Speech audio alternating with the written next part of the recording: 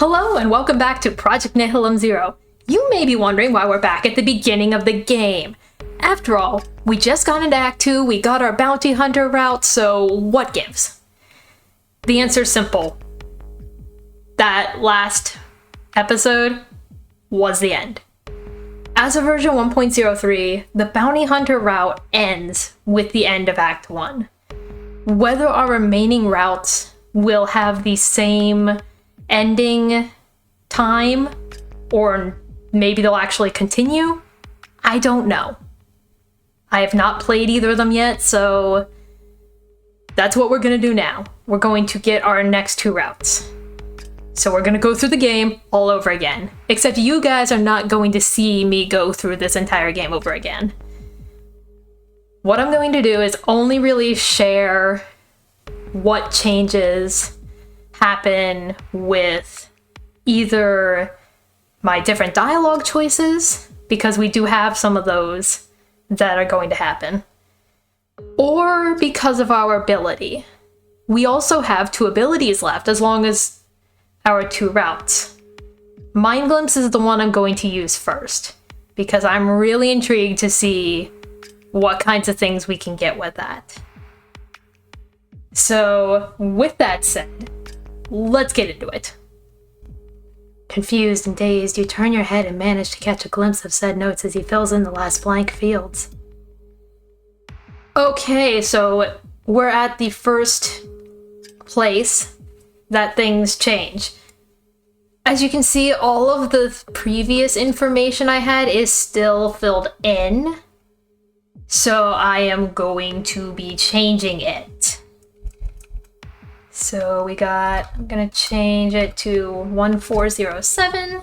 We're gonna be a she, her this time. Okay, you can't check them, that's interesting. Alright, so for our ability, this dangerousness actually affects it. I'm not going to get too deep into it because I'm probably going to make a video later to explain what all of this does. But just know I know what I'm doing.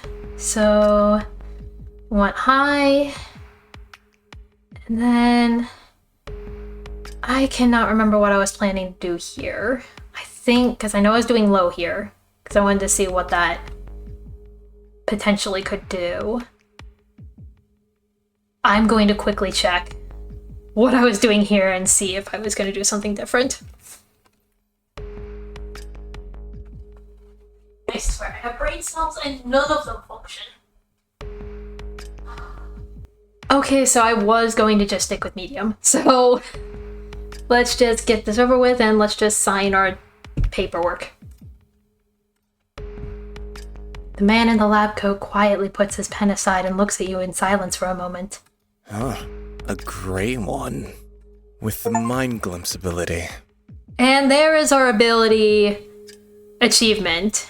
So with version 1.01, the update did apparently fix the achievements when they were supposed to actually be. So there's no more getting the hybrid ability achievement for being a shapeshifter. I still have the hybrid ability achievement right now, which means I probably have to get this scene again with the shapeshifter, but that's an easy thing to do. That won't take too long. But yeah, that was a bug. It got fixed. Everything's good. I love how it froze mid blink, I think. Or maybe that's just how it's supposed to look. I don't know. I'm not paying enough attention from last time. The man in the lab coat nods, lets go of your arm, and reaches for his notes again. As expected, responds to haptic stimuli. I think it was supposed to actually be eyes closed, I'm assuming. Because I know they do blink, like he just blinked right now. So the sprites do end up blinking, which is, in my opinion, pretty cool. I like that they do that.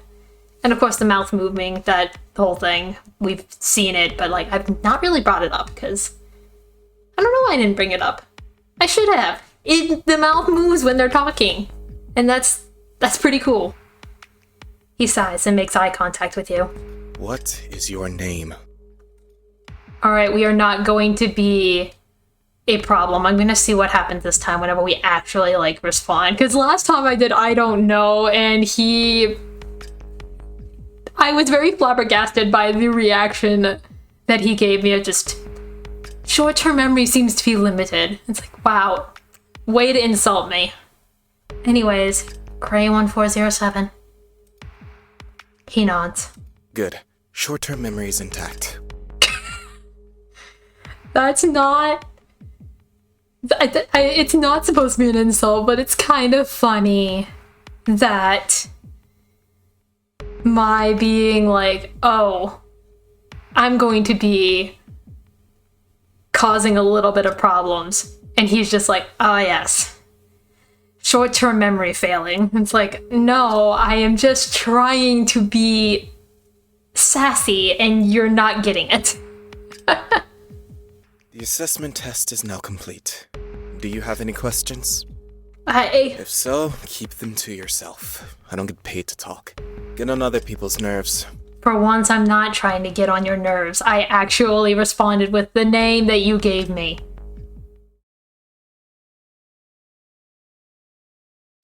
Scanning the surroundings, your gaze drifts around the space. Oh yeah, so I actually figured out more of these books on the right side. So, because of our last playthrough, that's Sudoku. I swear I know how to say the word. Sudoku. And then the spot is for spot the difference. I still don't know what that's supposed to be at the bottom, but it is what it is. I was able to make out these two here. I wrote notes about what they were. Hold on. Let me find those. So yeah, these top two on the left. The far left one, I'm pretty sure says who you have been. And then the one to the right of it, so I was talking about this one here. And then this one here, I couldn't make it out quite as well, but it says Tales from the V. Like the letter V, as in victory. I can't make that one out. And then the bottom shelf, that one that's between the sketchbook and the one that says midnight. So I can make out part of the title because it's on the front of the book. So this part here says before the, and I don't know what it's, because there's another word there that I can't make out. I'm sure I'll probably figure it out like in a couple of days whenever I'm looking at it again for like the 4th or 5th time. But I just wanted to bring that up because I did figure it out since the previous videos. The choice is yours. Okay, so this one also is already filled in, so that's interesting. Anyways, for this playthrough, I am going by Tashala.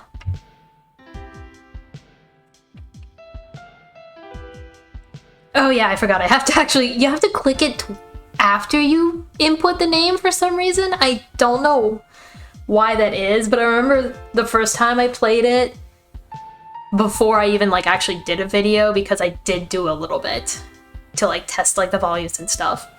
And I got so confused and I thought I broke the game somehow, but it just turns out you need to click it a second time. Ah, nice to meet you. Anyways, Soren, best boy. Name? You know what he wants to hear. Alright, we're gonna now see what happens when we don't decide to be a smart aleck. Gray 1407. He nods without looking at you, his attention fully focused on his notes and the equipment he is preparing for the examination. Let's get this over with. Now or never.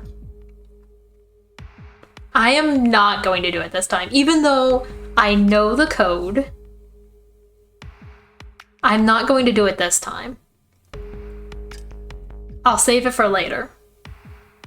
Because I want to be a goody little two-shoes. So stay seated. You stay put, wriggling your feet and following some cables on the floor with your gaze. You don't know how long it will take Sullivan to get back to you, so you don't want to play it risky. Silently, you listen to the scratching and squeaking sounds from the cages, then muffled footsteps. Sullivan and the caretaker step inside. The test will have to wait. Someone sabotaged my equipment! I swear, if I catch that boy...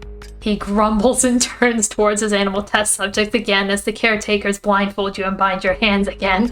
Oh my gosh! Who messed with your equipment? Because I never found out the first time. Who are you talking about? Because I want to know who is sabotaging you, my good sir. Right before the blindfold covers both of your eyes, you throw Sullivan a thankful look, noticing how your headache has gotten better. He notices and nods slightly. Without losing a word, the caretakers return you to your cell. Oh, I'm so bored. Apart from the daily events, nothing exciting happens here. You smile quietly. Do you know Sullivan? Soren's eyes widen in surprise, then he begins to grin. Sullivan... sure. Soren slides restlessly back and forth in his seat, seemingly wanting to cross his legs, only to realize that he can't. Pain looms behind his embarrassed grin. This one is for drawing. Use it whenever you want. And when all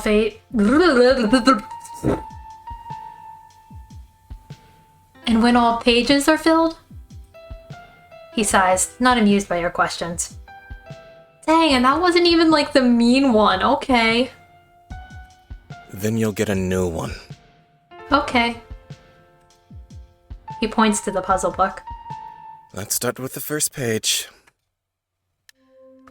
Find the difference between the pictures, yada yada yada. I already know how to do this. What? Okay. I didn't expect it to automatically fill in. That's actually going to complicate things a little. Because there's one later, spot the difference, that I wanted to see if doing it faster than the other one would cause a difference in dialogue. But if I can't do them, that's going to cause me not to be able to get that dialogue. I want to know. And unfortunately, that really gets in my way of figuring that out. So yeah, that's gonna be fun to figure out. It'll be interesting to see if it does have that dialogue as the same, though, since we can't do it. Oh, I guess it means that Sudoku is out of the question. Oh. Oh well, we'll figure it out when we get there. You put the pen aside and close the book. Good. I recorded your time. We'll do this every day from now on. My time of 0. My time of 0, because the game actually does time you. There is a little timer there that I did not realize until after post-editing. It's like, wait, there is actually a timer here. So, yeah. Oh, we'll figure it out. A joke here, a fake laugh there. He gradually seems to think something of me. Is that a good thing? An amused giggle escapes your counterpart as he proudly crosses his arms in front of his chest. Of course! If I keep on good terms with them, I can gain a lot of advantages. So much effort, but it's definitely worth it. Soren slides uneasily back and forth on his bed. Then his eyes suddenly light up and a smile spreads across his lips. Oh, wait. He proudly pulls a small white ping pong ball out of his pocket. Ta-da! No, it is not edible. Don't answer it. Ask if it's edible. Do not. So cool. Soren nods eagerly, throws the ball up a few times and catches it again with ease. Here, catch it. Oh my god, this is actually kind of cute to imagine. We're playing catch. With a small movement, he throws the ball over to you. You easily catch it and look at it for a long time. You've never seen anything like it before, but somehow the ball looks familiar. You just shrug your shoulders and throw it back to Soren. Fascinated, Soren turns his latest achievement in one hand. You could even ask for a new haircut. If your hair is long enough to cut, of course. What would be your top choice for next time? Soren scratches his head thoughtfully as he looks intently at the items he has collected so far. Unrealistic, prosthetic legs or a permanent wheelchair. Realistic, a speaker with music. That's actually kind of sad. That's actually a little sad, like... Boy just wants to be able to walk. But he can't. Because his legs aren't there. For whatever reason that we don't actually know. But I have my internal thoughts and suspicions. And I don't like those internal thoughts and suspicions not knowing for sure if I'm right or not. Like, I hope that we figure that out one day in one of these routes. Like, hey, what happened to cause that? Anyways, a speaker with music, that actually would be pretty cool. Soren lets out a loud sigh as he leans his head back. Lost in thought, he plays with a small white ball in his right hand. You watch him quietly and wonder what might be going on in his head. Don't do anything stupid, understand? Promised. Both caretakers nod in satisfaction while Soren grins proudly. You seem reliable. Besides, Soren trusts you. But we're serious. No stupid actions. Alright, let's go.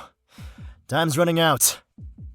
I actually kind of liked that one. That one was actually kind of nice. It's like Soren trusts you. So, you must be okay enough to not do anything ridiculous. Which of the two should accompany you? I'm fine with either of them.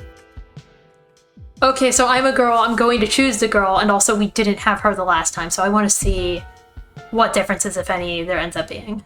The caretaker with the blonde hair. Soren nods, gives the caretaker a grateful smile, and then gets pushed further back into the room to a free cubicle by the other caretaker. The chosen caretaker steps close for you, then points to your clothes with a nod of her head. Take off your clothes. For the first time, you're glad you can't see her eyes through the mask, because if you could, the gaze would probably make you even more uncomfortable. Without a word, you remove your clothes and place them on a shelf next to a free shower cabin. The caretaker sits down on the stool and pulls out a remote control from a compartment underneath. You stand hesitantly in front of the shower, naked and obviously uncomfortable. With a gesture, your caretaker points to the cabin. Go ahead. You'll get hot water and shower lotion in a moment. Confused, you enter, and as the door closes, warm water immediately pours out of the shower head above you. You let out a silent gasp of surprise, but then you realize that the warmth of the water feels pleasant. Open your hand and hold it against the wall on the left. You glance to the left in surprise, where a small flap opens. Instantly, you put your hand underneath as you realize that it is a soap dispenser, in this case with shampoo, shower lotion, and more. You don't get more than a small amount, but it's better than nothing. Again, your gaze wanders over to the caretaker. He's not even looking at you, rather focused on a screen on a blurry slit. I noted this in post-edit on the previous video, but I'm not 100% sure if it is supposed to just look like that, where that space is there. I may bring it up with the creator and just be like, hey, I don't know if that's supposed to happen, but it's not showing up like for either of them. So I'm assuming it's supposed to be like the pronoun of the caretaker that you're choosing. So like in my previous playthrough, it would have been like, he is not even looking at you. Whereas for this one, it would say, she is not even looking at you. Either way. A bit of tension slips from your body as you are no longer being watched intently. You start to wash yourself and close your eyes for a moment. The water is pleasantly warm, and the soap has a fresh, gentle fragrance. The rippling of the water has an almost hypnotic effect on you. Okay, time's up. You are clean. The water turns off with a click. But a deafening whistle echoes through the cabin as a warm wind swirls wildly through your hair. Before you realize what's happening, you're blow-dried, except for your hair. Step out. The door opens and you step out, trying to cover yourself with your hands. On a shelf next to you is a pile of clothes that look exactly like the ones you were wearing before. You quickly take the clothes and get dressed, hoping fervently that the caretaker won't stare at you. A few minutes later, you meet up again with Soren and his caretaker in the front area of the bathroom. Ah, yes, the equipment. No, that was borrowed from me. Or as we found out, because I stayed put, it was sabotaged. By who we don't know. But still, now we know, okay. He went there, found out, oh my goodness, my equipment, and then came back and it's like, alright, these tests, I'm not going to be able to do them because yada yada yada, my equipment got sabotaged by some guy that you may or may not know. The annoying kid. The one with the round glasses. Also, because I wanted to point it out, I also did note in the editing, but yeah, no, Astaroth does not have round glasses. Those are like safety glasses that you'd wear like in science labs and stuff. So no, not the same. Very different things. You smile tentatively as she politely extends her hand to you as well. Shake her hand. You grab her hand for a quick handshake. Nice to meet you. Whoa! Hey, that's... Oh, that would have been fun to get my first playthrough. Oh god. The text is shaking. Oh god, that's... Oh, I love the interface screws. I know what's happening. She is getting something out of us. Like, because we know from previous time that she also kind of has that ability that Soren and now myself have, with the whole seeing into people's minds kind of thing, and that's what's happening here. Then she lets go of your hand. Have you ever experienced symptoms such as headaches, dizziness, or nausea today or in the past? You think for a moment. Occasionally. Okay. That should sort itself out soon.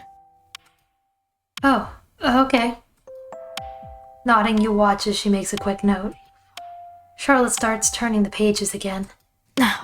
What about, strange thoughts, flashing images, or similar anomalies? You freeze. You don't know whether the images flashing in your head are normal or not. What if it's something serious? What if the return of your memory in pieces is due to a faulty erasure procedure? Should you tell her the truth about your memories, or should you keep the truth to yourself? Occasionally... Surprised, Charlotte lowers her pen and looks at you with wide eyes. In which way? Memories that come back. I think. I don't know if they're mine, but they feel so familiar. It's important you listen to me. These are not your memories. They are those of an expert who died a long time ago. What? Is that true? What kind of nonsense is going on? Oh my god, what? If this isn't just a flat-out lie, that's concerning. Occasionally, in people who are particularly susceptible, her memories appear, disguised as your own. I will look into this because, if it is not dealt with quickly, her memories will alter your personality. Oh. So wait, was Delta then, like... Was she an expert before? That maybe, like, got out?